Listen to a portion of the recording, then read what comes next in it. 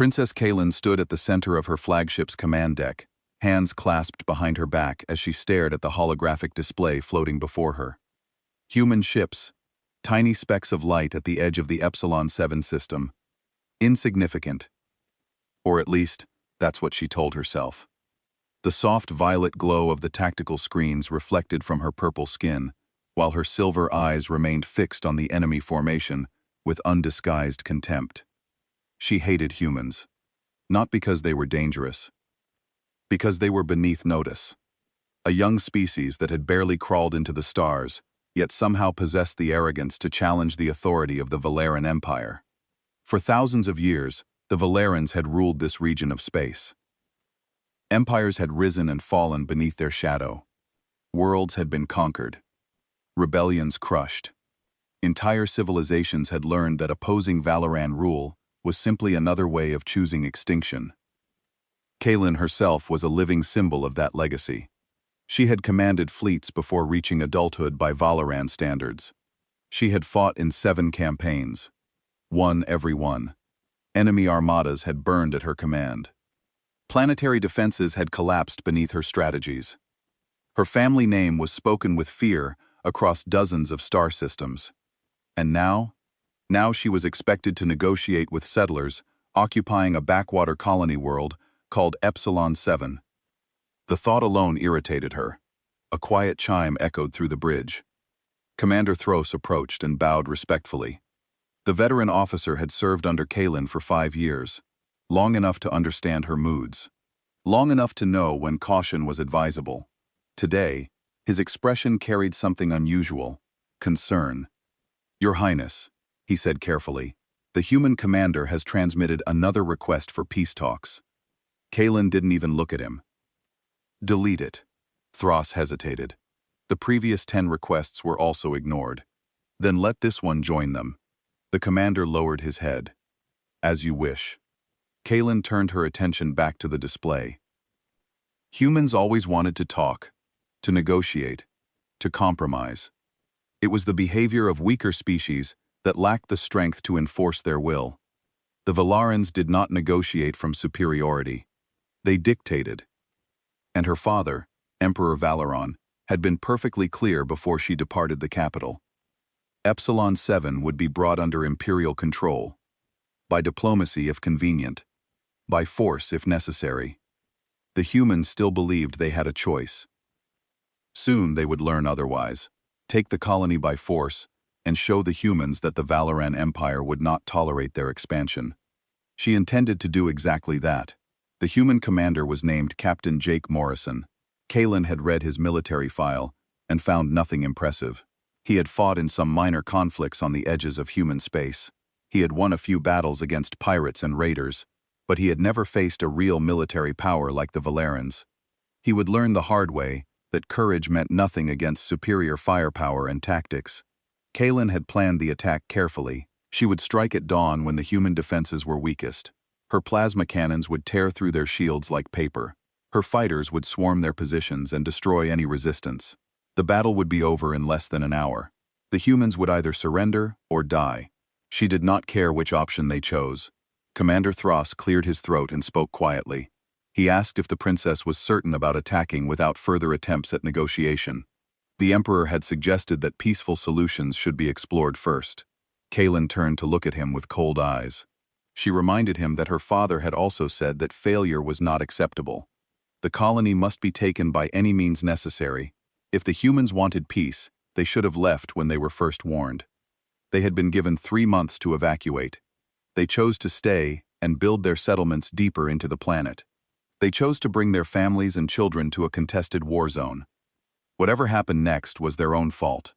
Thros bowed again and returned to his station. He knew better than to argue further. Kaylin watched the human ships moving through the asteroid field near the planet. Their movements were clumsy and slow. They clearly did not understand proper 3-dimensional combat tactics. They grouped their vessels too closely together, making them easy targets for aerial weapons. They positioned their heavy ships in the front line, where they would be vulnerable to fast attack craft. They made every mistake that young officers learned to avoid in their first year of training. It would almost be sad to destroy them. Almost. But Kaylin felt no pity for humans.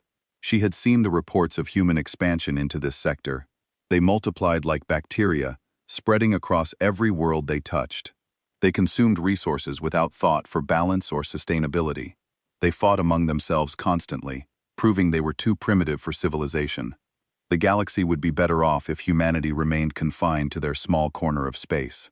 Night fell over both fleets as they waited for the battle to begin. Kaylin retired to her private quarters and reviewed the attack plans one final time. Everything was perfect. Her ships would hit the colony from 3 directions simultaneously. The humans would not know where to focus their defenses.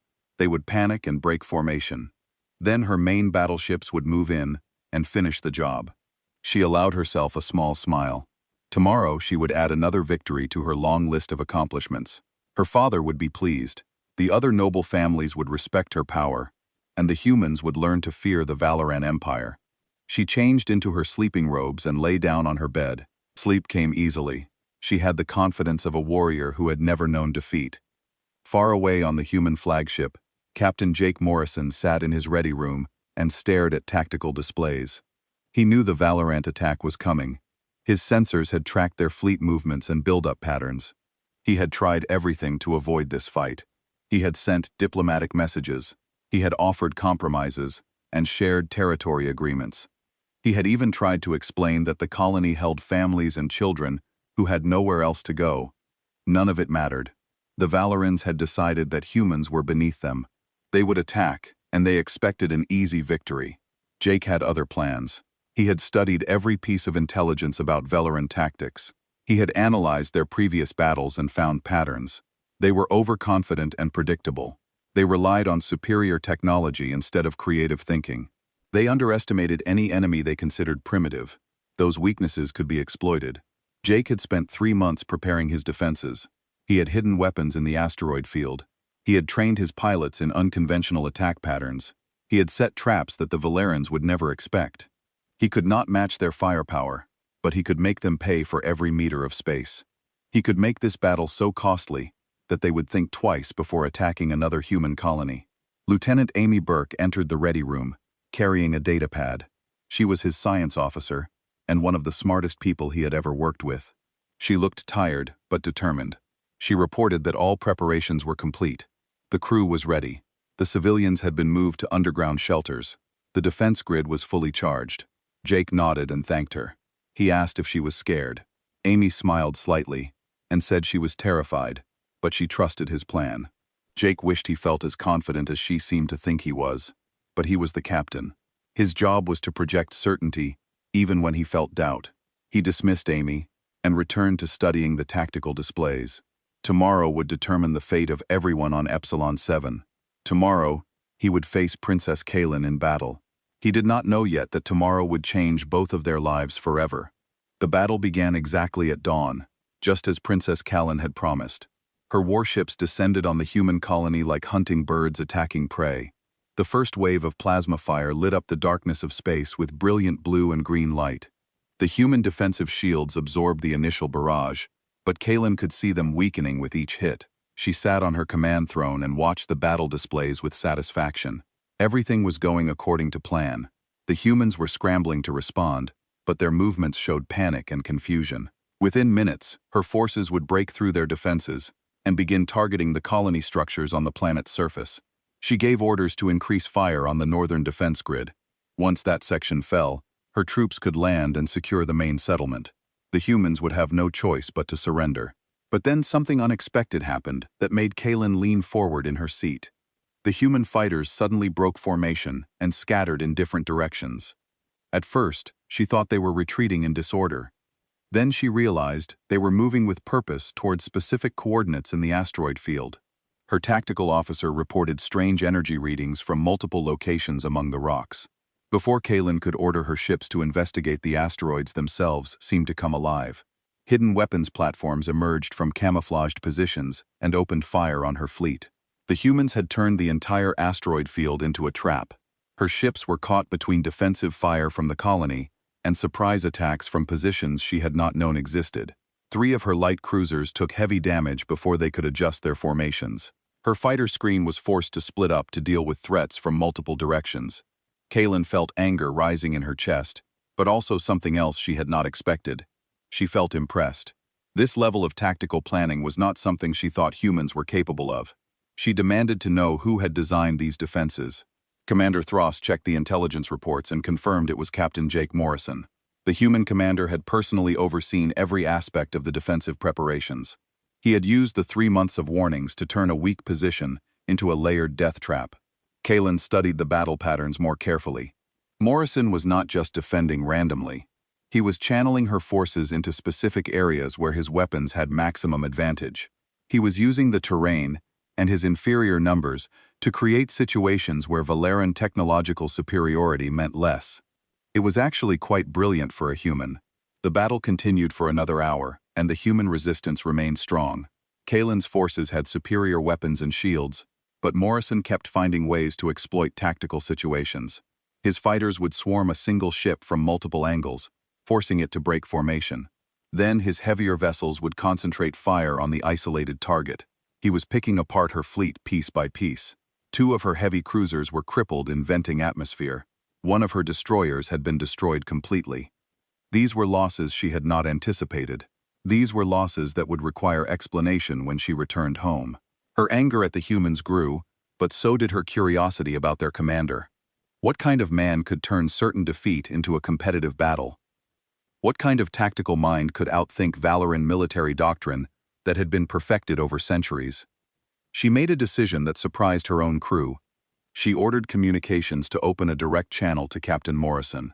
She wanted to see this human who dared to challenge her. She wanted to look into his eyes and understand what made him fight so hard for a worthless colony world. The communications officer looked uncertain but obeyed. After a moment, the main view screen flickered and showed the interior of a human ship bridge. Then a man appeared on screen, and Callan saw Captain Jake Morrison for the first time. He was younger than she expected, maybe in his mid-30s by human standards. He had dark hair that looked slightly messy, and eyes that showed exhaustion. His uniform was plain and functional, without the decorations that Valoran officers wore. But when he looked at the camera, his gaze was steady and strong. He did not look afraid, even though he was facing the most powerful warrior princess in the Valoran Empire. Marson spoke first, and his voice was calm. He said he was honored to meet Princess Callan, though he wished it was under better circumstances. His tone was respectful but not submissive. Callan found herself studying his face, looking for signs of weakness or deception. She told him that his tactics were impressive for a human. She had not expected such competent resistance, but impressive tactics would not save his colony. He should withdraw now, and she would allow his forces to leave with honor. She offered this because she respected his skill as a warrior. It was more consideration than she would give most humans. Morrison smiled, but it was not a happy expression. He thanked her for the offer, but declined. He said the people on Epsilon 7 were counting on him and his crew. They had come here to build new lives, and they deserved protection. He would not abandon them no matter what the cost. Callan felt something strange in her chest. It might have been respect, or it might have been frustration. She told Morrison that his loyalty was admirable, but pointless. She had ships and weapons he could not match. His people would die if he continued this fight. Morrison's expression became more serious. He agreed that his people might die here, but he promised that the Valerans would pay for every meter of ground. His forces would make this the most costly victory Kaylin had ever won. He would make sure she remembered Epsilon 7 for the rest of her life. Then he cut the communication channel before she could respond. Callan sat back in her throne and stared at the empty screen. No one had ever spoken to her that way. No one had ever challenged her so directly. She should have been furious, but instead, she found herself thinking about Morrison's words and the determination in his eyes. Commander Thross asked what order she wanted to give. Should they press the attack and destroy the human forces? Kaylin looked at the battle display showing the current positions of both fleets. Her forces still had the advantage, but casualties were mounting higher than projected. Morrison had proven he meant his promise. Every victory would cost lives and resources. She made a calculated decision. She ordered her fleet to pull back to a higher orbit and regroup. They would analyze the human tactics and prepare a new attack plan. This battle was not over, but it would not be won through simple force. She needed to match Morrison's tactical creativity with her own. Thross looked surprised but transmitted the orders. The Valoran ships began withdrawing to safer positions. On the human side, the defenders did not pursue. They held their positions and prepared for the next assault. Callan spent the rest of the day reviewing battle recordings. She watched Morrison's fighters execute complex maneuvers that should have been beyond human capability. She studied how he coordinated his forces to maximize damage while minimizing exposure. The more she watched, the more she understood that she had underestimated this enemy. Captain Jake Morrison was not a primitive human stumbling through battle. He was a skilled commander who understood warfare at a fundamental level. He thought several moves ahead like a chess master. He adapted to changing situations instantly. He inspired his crews to fight beyond their normal limits. These were qualities that Callan valued in Valoran warriors. Finding them in a human was disturbing and fascinating at the same time. She found herself wanting to talk to Morrison again. She wanted to understand how he had developed such skills. She wanted to know what experiences had forged him into the warrior he clearly was. But those thoughts were dangerous for a Valoran princess. She was supposed to destroy humans, not admire them. Her duty was clear. Her orders were explicit. She would take this colony by force and prove that humanity could not stand against the Empire. Yet, as she prepared her battle plans for the next day, she could not stop thinking about Morrison's eyes.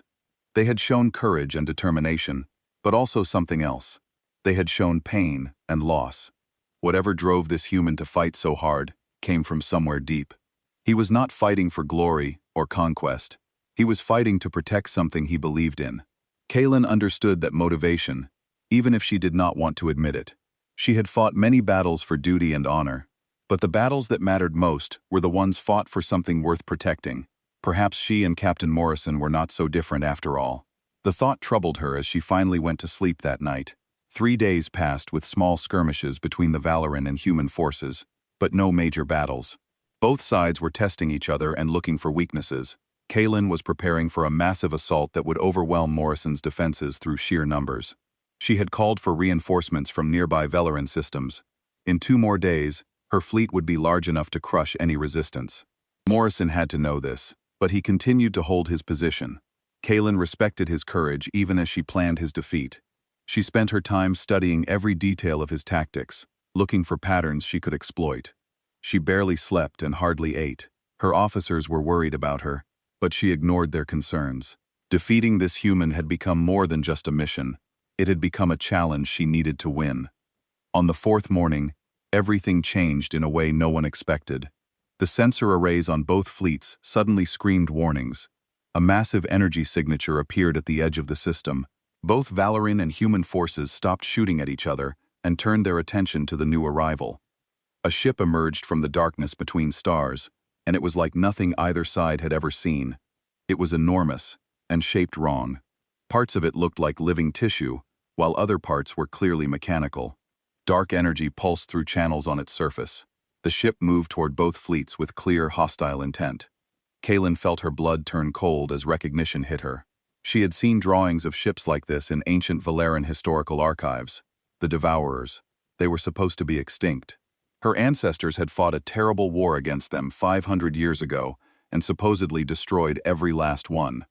But here was a Devourer warship, very much alive, and heading straight toward them. Commander Thros was reading the sensor data with growing horror. He reported that the ship was charging weapons that could destroy entire planets. It would be in firing range of both fleets in less than 20 minutes. Their combined forces might be enough to stop it, but only if they worked together. Alone, neither the Valorans nor the humans had enough firepower to damage that monster. Callan made a decision faster than she had ever decided anything in her life. She ordered communications to open a channel to Captain Morrison on all frequencies. She did not have time for pride or protocol. Every second counted. Morrison's face appeared on her screen within moments. He looked grim, and she could see his own sensor displays showing the Devourer ship behind him. Before he could speak, Callan started talking. She explained what the ship was and what it could do. Devourers consumed all biological life they encountered. They turned living beings into fuel for their ships. Neither humans nor Valerans would survive if that thing reached them. Callan took a breath and said something she never thought she would say to a human. She asked for help.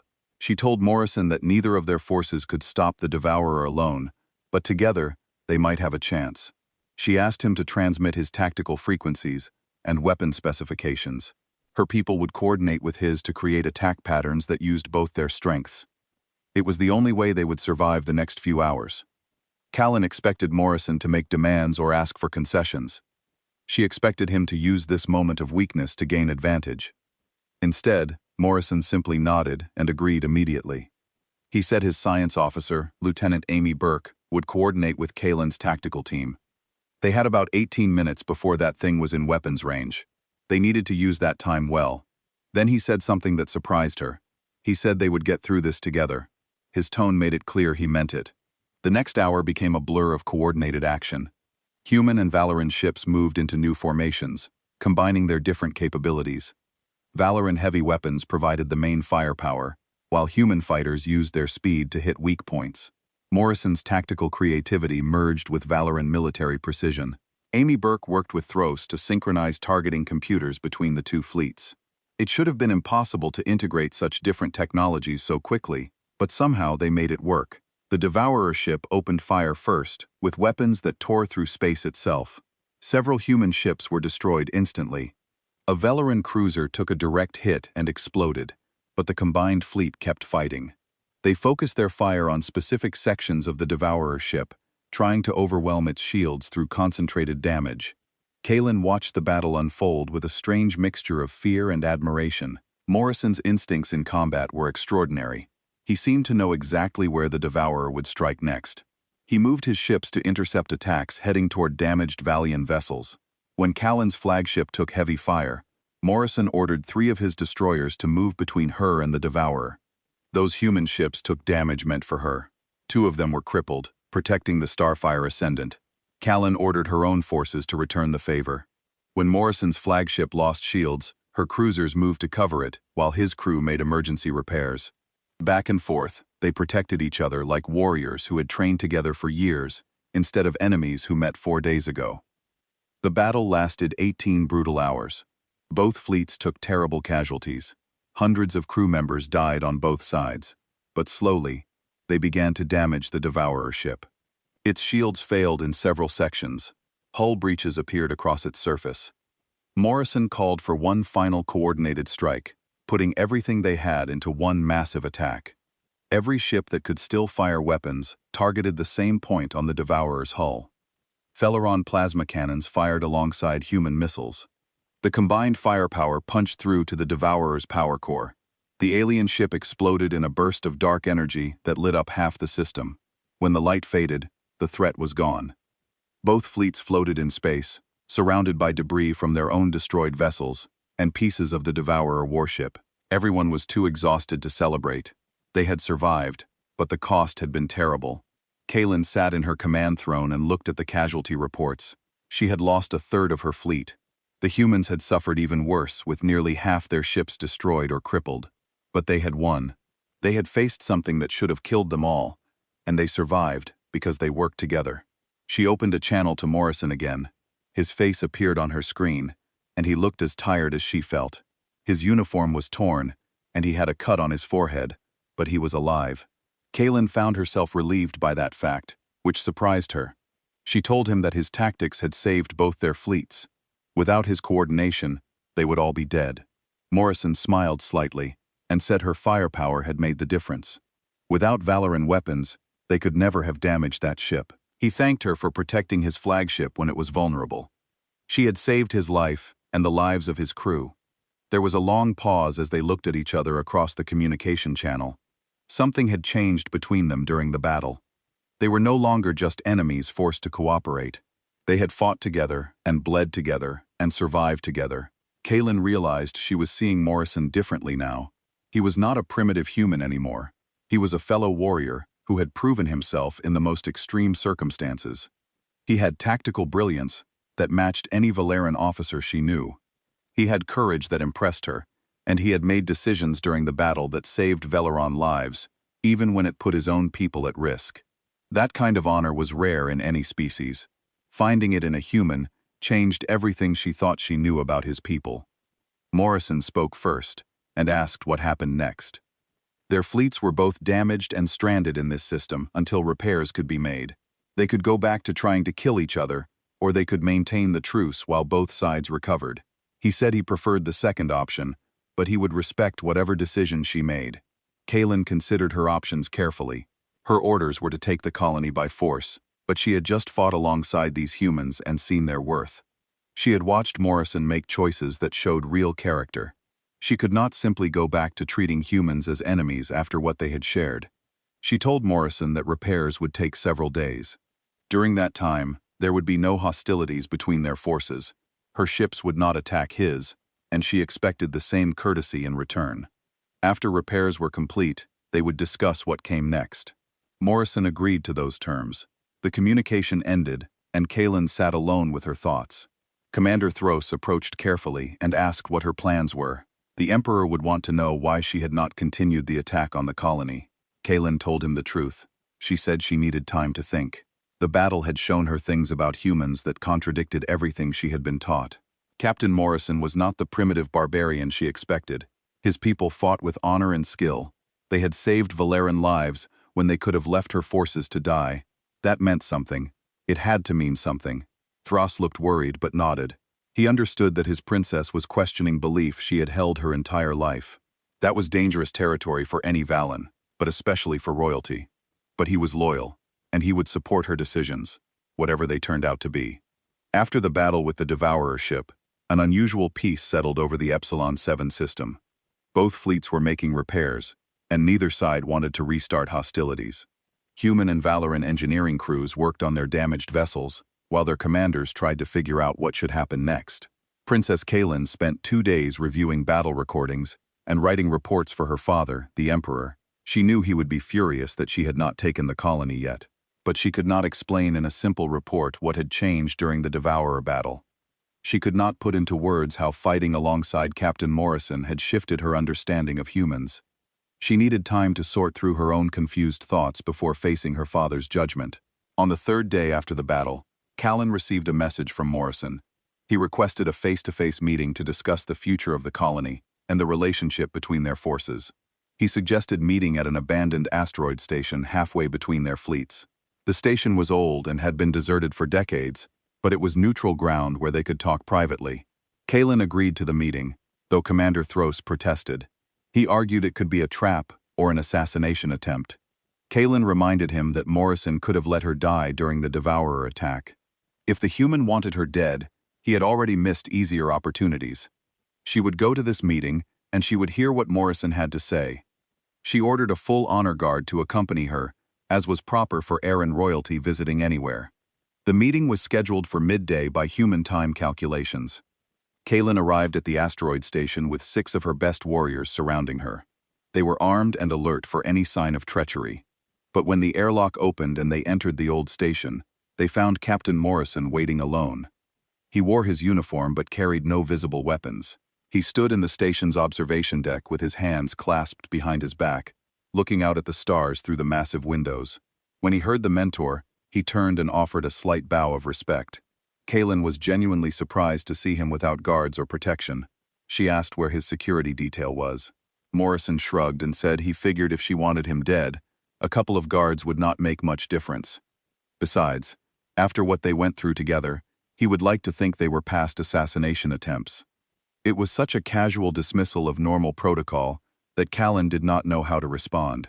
Part of her was offended that he treated a meeting with Valeran royalty so informally, but another part of her was intrigued by his confidence and lack of fear.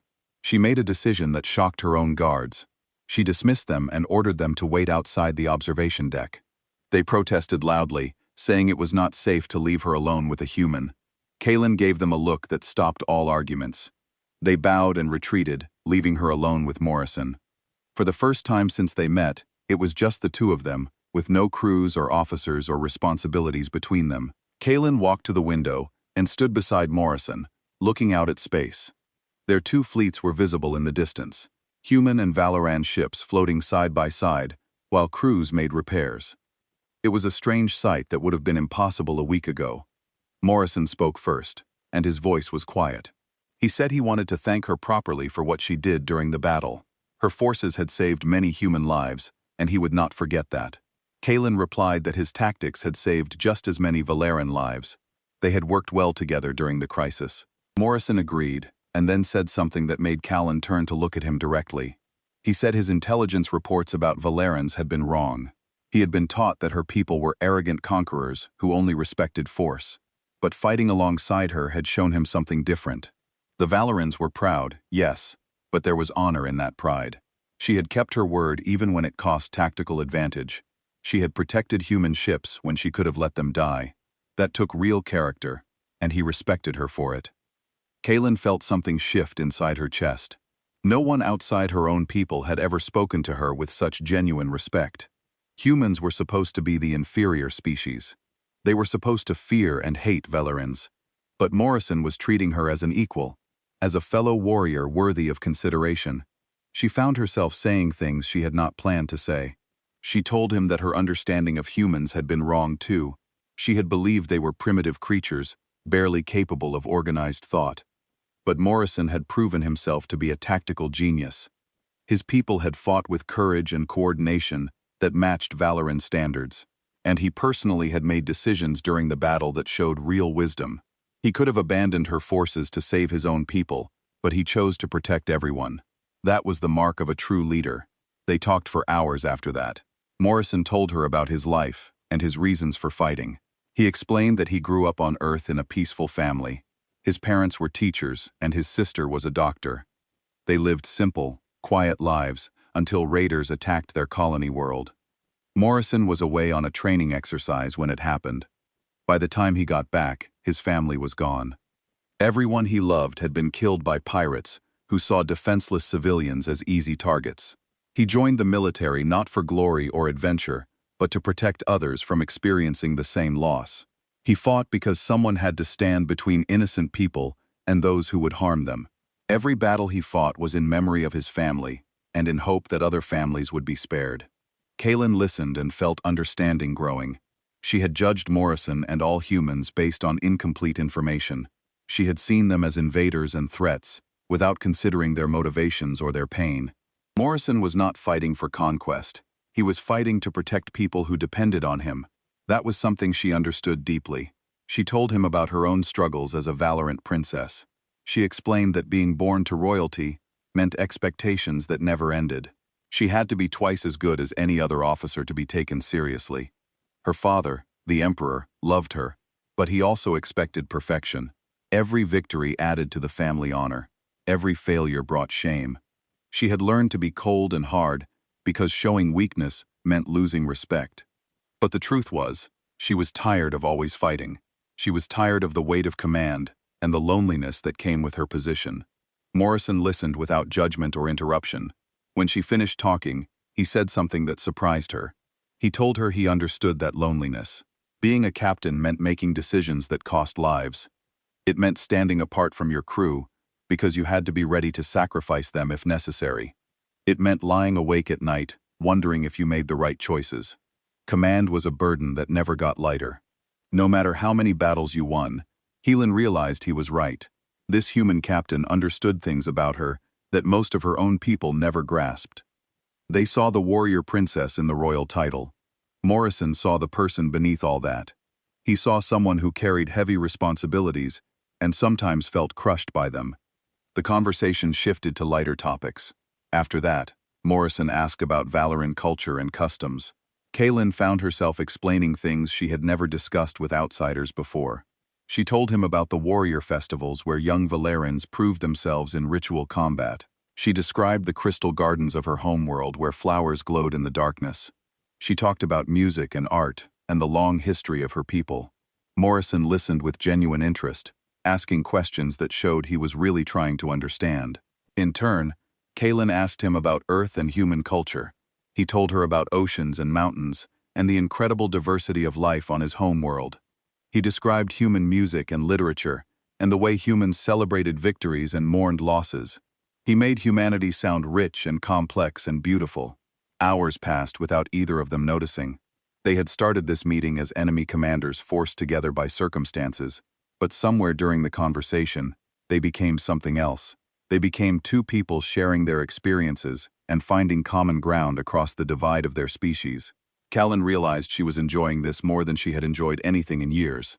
Morrison made her laugh with stories about his early military training mishaps. She surprised herself by sharing stories of her own mistakes as a young officer. They discovered they had similar senses of humor and similar views on honor and duty. The differences between human and Valen started to seem less important than the similarities. Eventually, Morrison checked the time and said he should probably return to his ship. His crew would be wondering where he disappeared to. Callan agreed reluctantly. She did not want the conversation to end, but she knew it had to. They walked back to the airlock together in comfortable silence. Before Morrison left, he turned to her and said he hoped they could talk again soon. He said these few hours had taught him more about Valerans than years of intelligence reports. Callan surprised herself by agreeing. She said she would send a message when she had time for another meeting. Morrison smiled, and it was a warm, genuine expression. He thanked her for taking the time to see him as a person instead of just an enemy. The peace between the human and Valeran fleets lasted 6 days before a new crisis emerged. Long-range sensors detected distress signals from a Valeran supply convoy traveling through a nearby system. The convoy was carrying civilian refugees from a distant colony that had been hit by an asteroid strike. Families with children were trying to reach safety when pirates attacked them. The distress call reached Princess Callan's fleet first, but her ships were still damaged from the Devourer battle. She had enough vessels to respond, but barely. Her tactical officers estimated that reaching the convoy before the pirates finished their attack would require pushing damaged engines beyond safe limits. Several of her ships might suffer complete drive failures attempting the rescue. Commander Thros suggested waiting for reinforcements, but that would take too long. The civilians would be dead or captured by then. Callan stood on her bridge trying to decide between duty and caution when an unexpected transmission came through. It was Captain Jake Morrison. He said his sensors had also picked up the distress call. His ships were in better condition than hers because they had taken less damage fighting the Devourer. He offered to send his fastest vessels to help rescue the Valeran civilians. Callan felt shock ripple through her bridge crew. A human was offering to help save Valeran lives. Every instinct she had been trained with said this had to be a trick or a trap, but she looked at Morrison's face on the screen and saw only genuine concern. He said no one deserved to be attacked while fleeing disaster. His people would help if she allowed it. Callan made a decision that would have been unthinkable 2 weeks ago. She accepted his offer and told him she would send her fastest cruiser as escort. Together, their forces would reach the convoy in time. Morrison's task force reached the convoy 4 hours later. Lieutenant Amy Burke commanded the human ships, and she coordinated with the Valeran escort perfectly. They drove off the pirates with minimal casualties and began emergency repairs on the damaged convoy vessels. But something happened during the rescue that would change everything. One of the refugee ships had suffered a hull breach and was losing atmosphere. Valeran crew members were trying to evacuate civilians through emergency airlocks. A young human soldier named Chris Hayes was helping seal bulkheads when he noticed a group of Valeran children trapped in a section that was about to depressurize. Chris could have evacuated himself. He had time to reach safety. Instead, he stayed behind and manually operated the emergency airlock to get the children out. He saved 7 young Valerans before the bulkhead failed. Chris died in the vacuum, doing his duty to protect lives that were not even his own species. The news of Chris Hayes' sacrifice reached Princess Callan while the ET convoy was still traveling back to Epsilon 7. She read the report 3 times, trying to understand why a human would make such a choice. Commander Thros explained that Hayes was only 22 years old. He had joined the military less than 2 years ago. He had no special training or rank. He was just an ordinary soldier who saw people in danger and acted without thinking about species or politics. One of the Valeran mothers who survived spoke to Lieutenant Burke. She said Chris had smiled at her children and told them not to be scared. He had promised to get them home to their mother. He kept that promise even though it cost him everything. Burke included the mother's words in her report. She added that Chris Hayes represented the best of humanity, and she hoped his sacrifice would be remembered. When the convoy arrived at Epsilon 7, Princess Callan went personally to greet the refugees. It was not common for Valeran royalty to meet with civilians, but Callan felt she needed to see these people herself. She needed to understand what a human had died for. The refugees were mostly families with young children. They had lost their homes in the asteroid strike and were traveling to start new lives on another colony world. They were scared and tired, and grateful to be alive. An elderly Valeran woman approached Callan and bowed deeply. She said the princess needed to know that humans had saved them, The woman described how Lieutenant Burke's crews had treated Velarin wounded with the same care they showed their own people. She talked about how they shared food and medical supplies without hesitation, and she told the story of Chris Hayes, who gave his life for children he did not know. Kaylin listened and felt something fundamental break inside her worldview. She had been raised to believe humans were lesser beings who only cared about themselves. But Chris Hayes had proven that was a lie. He had shown a level of selflessness and honor that most Valian warriors aspired to but rarely achieved. He had sacrificed everything for beings from a species that his government considered enemies. That kind of moral courage transcended all the propaganda and prejudice Kaylin had been taught. She thanked the refugees and returned to her ship with her mind full of troubled thoughts. She found Captain Morrison later that evening on a communication channel. They had continued their private conversations over the past few days, and it had become natural to talk to him when she needed to process difficult situations. Morrison was in his ready room looking tired. He had been informed about Chris Hayes' death, and it clearly weighed on him. Kaylin asked him a question that had been bothering her since she heard the news. She asked why Hayes would sacrifice himself for people whose empire saw humans as inferior.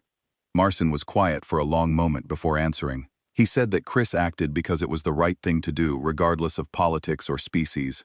Humans did not help others because they expected something in return. They helped because seeing someone in danger triggered an instinctive need to protect and save. It was part of human nature going back thousands of years. Humans survived as a species because they took care of each other even when it was dangerous or costly. Chris Hayes did not think about Valoran versus human. He just saw children who needed help, and he gave that help. That was what humanity was at its core. Callan felt tears form in her eyes, which shocked her. Velaran warriors did not cry. Showing such emotion was considered weakness. But she could not help her reaction to Morrison's words. She told him that her people had been wrong about humans. She had been wrong about humans. They were not primitive or barbaric. They had a depth of compassion and courage that deserved respect. Chris Hayes had died protecting Valorant children, and that sacrifice meant more than all the military victories in history. She asked Morrison what she should do with this new understanding. How could she go back to fighting humans after seeing their true nature? Morrison said he had been asking himself the same question. He said, maybe they were not meant to be enemies. Maybe this whole conflict was built on misunderstanding and fear of the unknown. Maybe there was a better path forward if both sides were brave enough to take it. They talked deep into the night about possibilities and dreams. Morrison spoke about his vision of humans and Valerans working together to explore the galaxy. He imagined joint colonies and shared technology. He talked about the strength that would come from combining human adaptability with Valer and precision, two species that complemented each other instead of fighting. Callan found herself caught up in his vision. She added her own ideas about cultural exchange and mutual defense treaties. She described how Velaran philosophy and human creativity could create something new and wonderful. For a few hours, they let themselves imagine a future without war or hatred. It was a beautiful dream, but both of them knew the reality was far more complicated. Their governments would not accept peace easily. There were forces on both sides that wanted continued conflict. When their conversation finally ended, Kaylin sat alone and thought about Chris Hayes. She had never met the young soldier, but his actions had changed her fundamentally. She could not hate humans anymore. She could not see them as enemies deserving destruction. Chris had shown her a truth that could not be denied. Humanity had worth and dignity and honor. They deserved to be treated as equals, not conquered, as inferiors. But accepting that truth meant defying her father, and possibly her entire civilization. It meant standing against everything she had been raised to believe. Kaylin had always been an obedient daughter and loyal princess. She had followed orders without question her entire life. But now she was being asked to order attacks on people who had proven themselves worthy of respect. She did not know if she could do that anymore.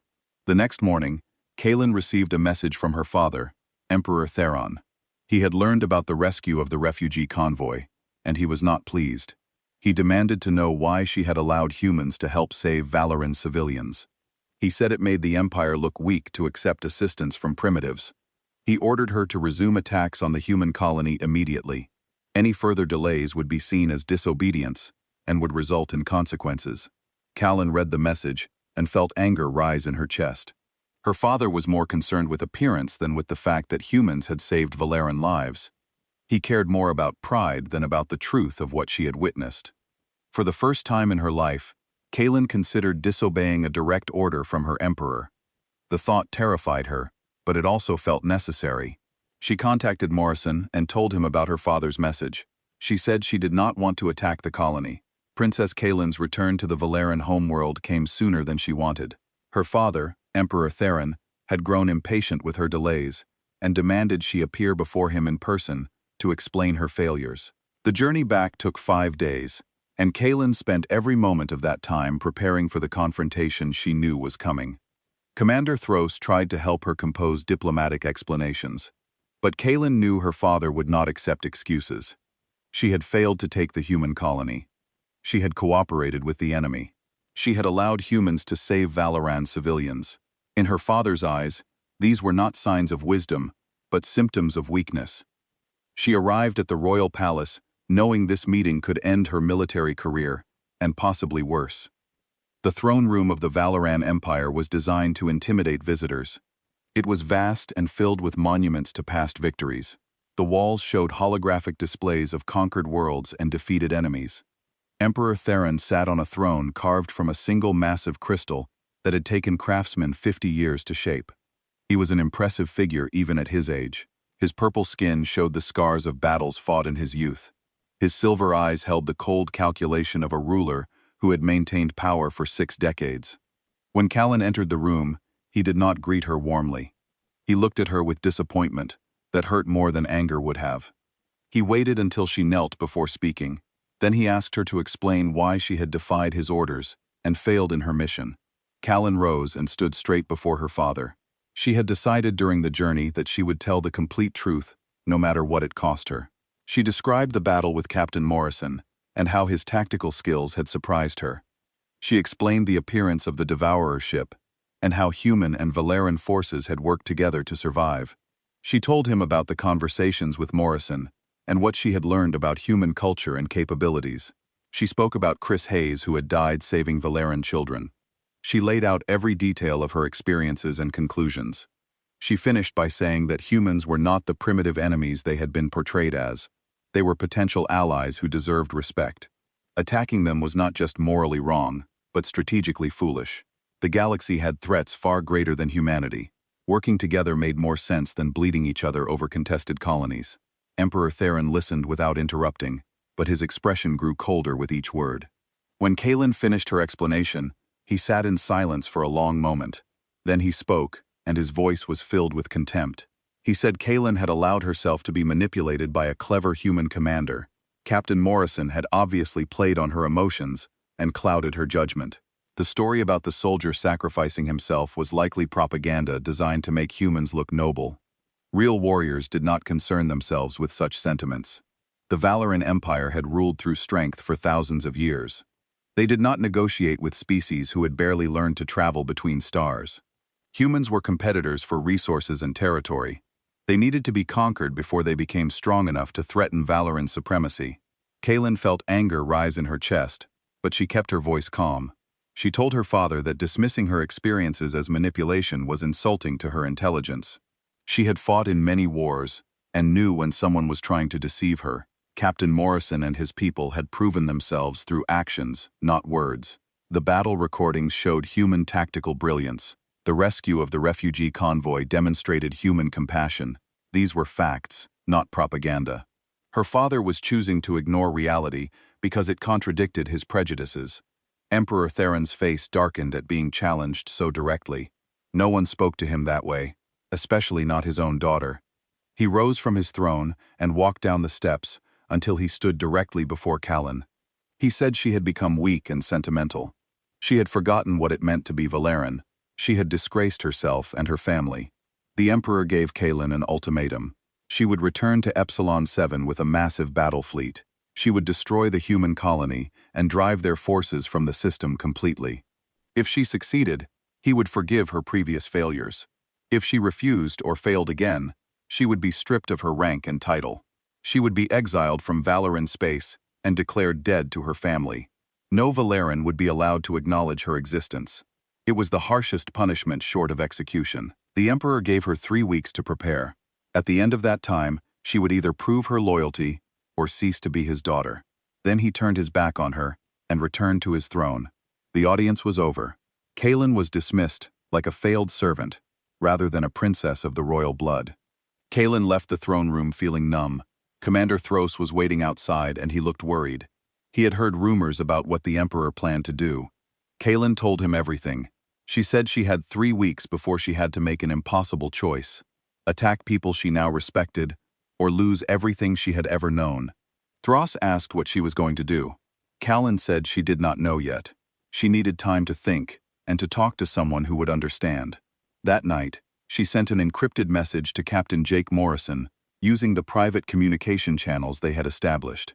She explained her situation and asked for his advice.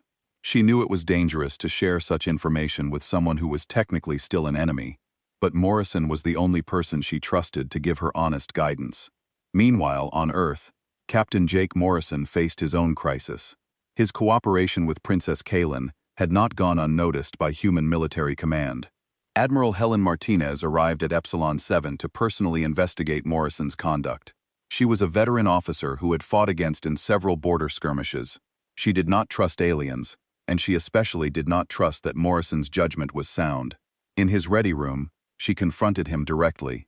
She said reports indicated he had developed personal feelings for the enemy commander. His decisions were being influenced by emotion rather than tactical reality. The psychological evaluation suggested he was suffering from a form of identification with his captor. Even though he had never technically been captured, it was affecting his ability to command effectively. Morrison defended himself by pointing to results. His cooperation with Kaelin had saved the colony and both fleets when the Devourer attacked. Working with the Valerans had rescued civilians that would have died otherwise. His approach had created possibilities for peace that had never existed before. But Admiral Martinez was not convinced. She said Morrison was thinking like an idealist instead of a soldier. The Valerans were enemies, and would always be enemies. Any cooperation was temporary at best. Princess Kaelin would eventually follow her orders and attack. When that happened, Morrison's feelings would make him hesitate at a critical moment. That hesitation would cost human lives. Therefore, she had no choice but to relieve him of command. Morrison was officially stripped of his captaincy, effective immediately. He would return to Earth for psychological evaluation and court-martial proceedings. Commander Lisa Grant would take over the defense of Epsilon 7. Jake Morrison sat in what had been his ready room and tried to process what had happened. His military career was over. Everything he had worked for was gone. But the thing that bothered him most was knowing Kaelin was facing similar consequences for the same reasons. Both of them had chosen to see beyond prejudice, and now both were being punished for it. He received her encrypted message that evening and read it 3 times. She was asking for advice, but he knew she had already made her decision. She would not attack the colony. She would choose principle over power, just like she had told him she wanted to. But that choice would cost her everything she had ever known. It would leave her alone and exiled with nowhere to go. Morrison made a decision in that moment. He would not let Kaelin face that fate by herself. He composed a reply carefully, knowing it might be intercepted despite the encryption. He told Kaelin that duty to conscience mattered more than duty to authority. Her father wanted her to conquer because conquest was familiar and easy. But she had seen a better way was possible. She had witnessed the potential for cooperation between their species. Following her moral compass might cost her title and home, but it would let her look at herself in the mirror. Sometimes principles required sacrifice.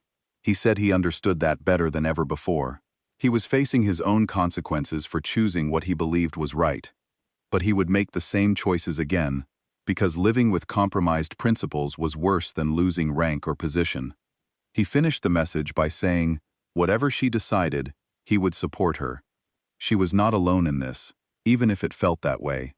3 weeks passed too quickly. Kaelin spent that time on her homeworld watching the massive battle fleet assemble. Her father had committed over 100 warships to the attack on Epsilon 7. It was enough firepower to destroy 10 colonies, let alone 1. There would be no possibility of human resistance. The humans would be obliterated unless they evacuated completely. Commander Thros tried to convince Kaelin to follow orders. He said she could attack and then work for peace through diplomatic channels later. She did not have to lose everything.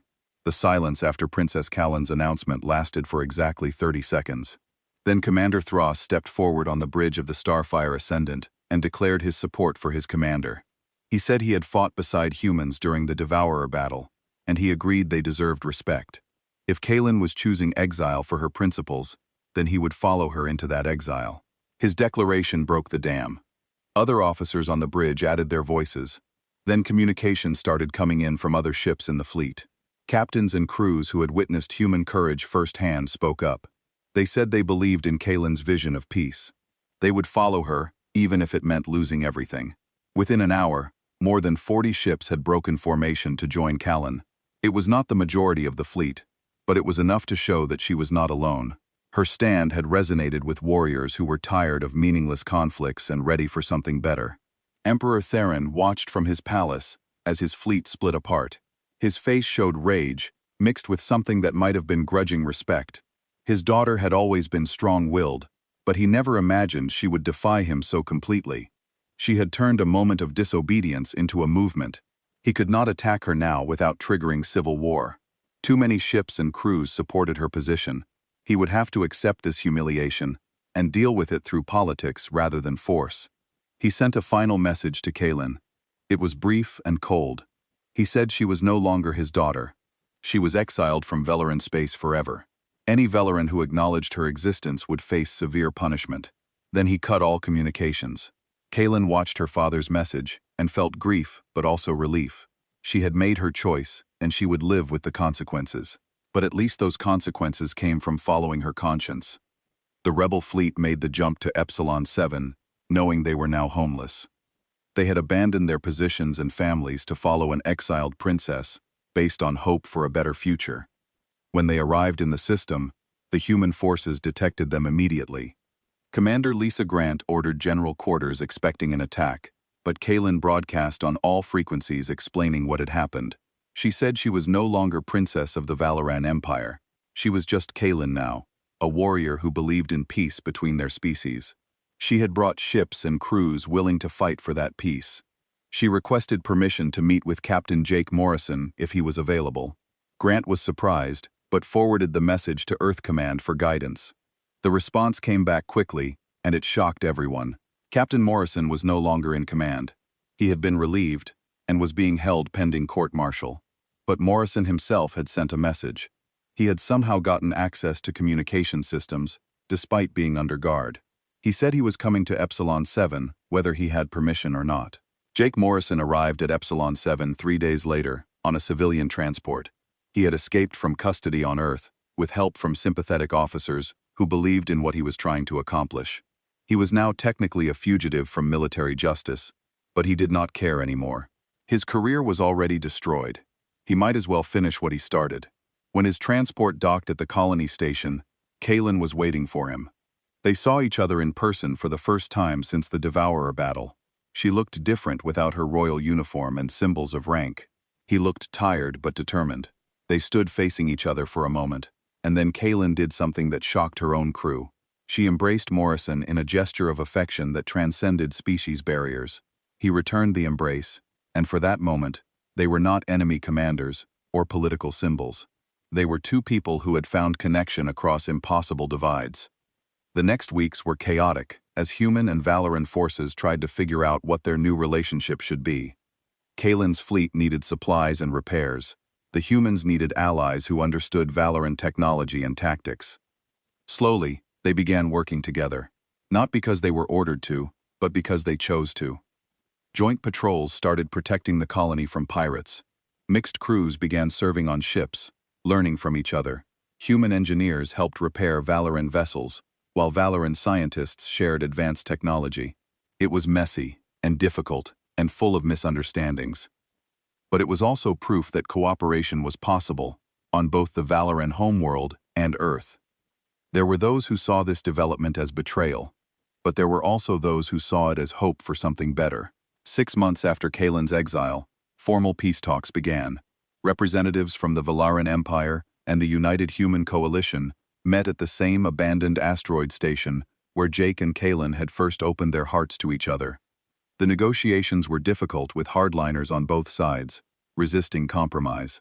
But Kalin and Morrison served as mediators, representing neither government officially, but respected by both.